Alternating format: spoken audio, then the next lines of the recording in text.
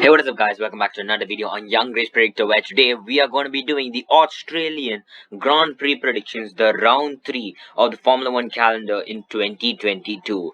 And oh my, do we have an amazing start to the season with a battle already for the World Championship between Max Verstappen and Charles Leclerc. Leclerc being the championship leader at this moment, and Verstappen hunting down him because he was pointless in the first race. But the Saudi Arabian Grand Prix, the last 10 laps were amazing, and Verstappen pipped off Leclerc and he won the Saudi Arabian Grand Prix. And today we will be doing the Australian Grand Prix predictions, and I'm feeling a bit more excited because since 2019 Australia have never hosted a Grand Prix, that too even the Melbourne track on the Formula 1 calendar, and this season it's going to be round 3, so I'm feeling a bit excited. Hope you guys are as well. So let's jump on to the predictions. So we'll be doing from backwards as usual, and we'll be looking at the 5 who will be eliminated in Q1, and those 5 will be Zhou Guanyu, Alexander Albon, Sebastian Vettel, Lance Stroll and Nicholas Latifi. Nicholas Latifi has been kicked out and has been in the last row for the last 2 races, and I'm not sure if there may be much improvement, but if there is improvement, I think his maximum will only be 15th, but in my predictions he will be in last with Stroll covering the last row alongside Nicholas Latifi, but ahead of him and ahead of Lance Stroll is his teammate Sebastian Vettel. Unfortunately, 2 Aston Martins being kicked out again of qualifying last time in Saudi Arabia. It was a bit of a shock to see Sir Lewis Hamilton being kicked out in Q1 itself, with Stroll going into P15. But I have a strong feeling that this time he's going to be in 19th, because in 2019 or 18 he did not manage to go put his car into Q2, but I think for Williams he had in 2017. So I have a feeling he will be in last row. Sebastian Vettel right ahead of him. Aston Martin have need to make more changes. Hopefully, at least in a small break between 2 races or during summer break, they come up with a better car. But for now, I think Sebastian Vettel is going to be P18. In front of him, Williams, Alexander Albon, and Zhou Guanyu being kicked out of qualifying once again in my predictions. I actually have a strong feeling he'll be into Q2 unless any one driver may crash. Then Zhou Guanyu has the ability to go into Q2. Otherwise, this predictions is an assumption or a way of saying nobody has crashed. So I have a feeling Zhou Guanyu will be P16, and the next 5 will be kicked out in Q2. Lando Norris just missing out. Esteban Ocon alongside him in P12. Daniel Ricciardo ahead of Mick Schumacher. Yuki Tsunoda in P15. The AlphaTauri has not been going that fast, especially the one driven by Yuki Tsunoda. I mean, the last 2 races he had been kicked out of qualifying in Q1 itself. Maybe that is because in the Bahrain he didn't put a very good lap time, and in Saudi Arabia he didn't have enough fuel in his car. Maybe they had to change the car a little bit, and so he could not compete. So he had also been kicked out. So I have a feeling this may be the first chance for Yuki Tsunoda to make his way into Q2, but not much of improvement. He will be in P15. Mick Schumacher in P14. He suffered a terrible crash in Saudi Arabia. He had the ability to go into Q3, at least P10 or P11, but unfortunately, due to the crash, he had been tumbling down the order, and he finished unfortunately in P14.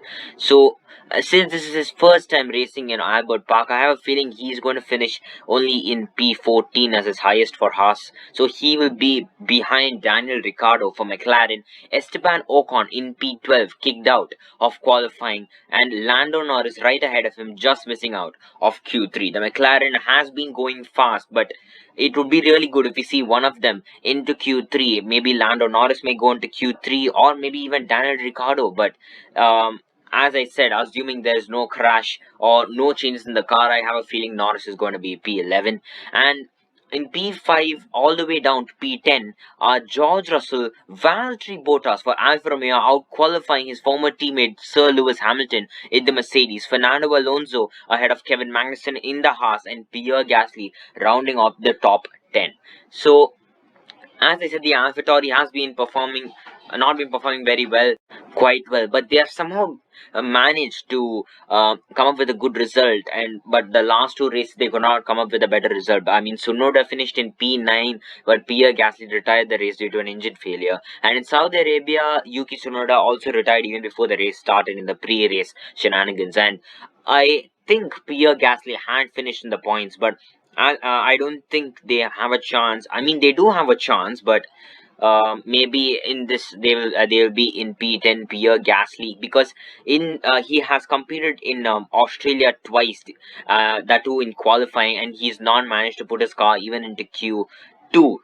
So if he does get a chance, I mean, he will get a chance into Q3, but his maximum will only be P10, or minimum being P10. Kevin Magnussen in the Haas in P9, a really strong contender in Australia.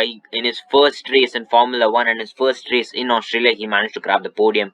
So I have a feeling he'll be P9, although it took place a long time ago. I still have a feeling Haas can perform very well. Maybe Schumacher can even finish in P13 or P12, but Magnussen in my predictions is P9. Fernando Alonso P8. Lewis Hamilton behind Valtteri Bottas. Now the thing is, Hamilton I finished in P5, but if you look at the Mercedes power, George Russell I finished only in P9 in Bahrain, and Valtteri Bottas finishing in P6. Similarly, in Saudi Arabia, I don't know if Hamilton didn't manage to put too much speed onto the car, because he got kicked out in Q1 itself, while Bottas finished in P6, Russell in P5. So there may be a chance of at least one of the Mercedes performing, but one just finishing behind Valtteri Bottas. Or maybe even Fernando Alonso. So in my predictions, splitting the two Mercedes is Valtteri Bottas, with him in 6 and Russell in P5, and the top 4 being again in my predictions 2 Ferraris and 2 Red Bulls. Max Verstappen on pole position for the Australian Grand Prix. Now in 2019, Max Verstappen had finished in P3, making a wonderful overtake around the outside maybe of Sebastian Vettel to grab the third place, and he's also the reigning world champion. So there may be chance of even Leclerc grabbing the fastest time, because in his first qualifying for Ferrari in 2019, he managed to grab the fastest time in Q1, but in Q3 he finished in P5. So I have a feeling Verstappen will be on pole position, Leclerc in P2, Carlos Sainz in P3 ahead of Sergio Perez. So this is how the order is for my qualifying grid. And for the race predictions, the Australian Grand Prix, I have a feeling in P3 we are going to have Carlos Sainz. So even if there's a chance of Sergio Perez to finish ahead of him in the qualifying, I have a feeling Carlos Sainz will be in P3, because after all he is a strong contender in the Formula 1 grid, and moreover in 2019 he had a huge chance of finishing in the points when he had qualified in P17, but unfortunately due to an engine issue had to retire the race. So I have a feeling this may be a chance for Carlos Sainz to show that he can perform very well, that too in circuits like Albert Park or Imola, etc. So I'm feeling Sainz will be in the podium.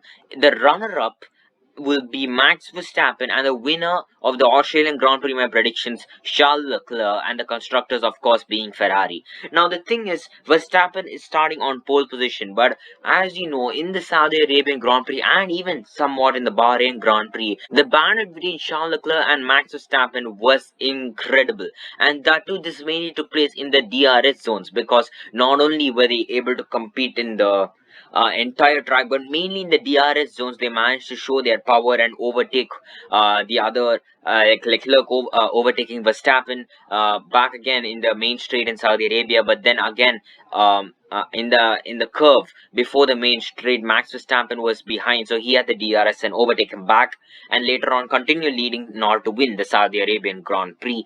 So I have a feeling that the battle may still take place with, and it'll end up with Leclerc winning the Australian Grand Prix and Max Verstappen in P2, Carlos Sainz P3, Ferrari as the constructors. Now with Red Bull still needing to perform, unfortunately last weekend in Saudi Arabia, Sergio Perez managed to grab pole position, but at the unluckiest time, with Latifi crashing in the immediate next lap. He went into the pits the previous lap, and in turn finished in P4 in even in the end of the race. So I have a feeling that even if we do need to see Sergio Perez performing very well in the Australian Grand Prix, or even for Red Bull, then he may have to take the fastest lap of the race. And driver of the day, I may say Charles Leclerc, but I think even other drivers need to show, and maybe if there are problems and coming into the points is such a big thing, maybe Bottas may be that man, because he has previously won the Australian Grand Prix in an absolute stunner. He led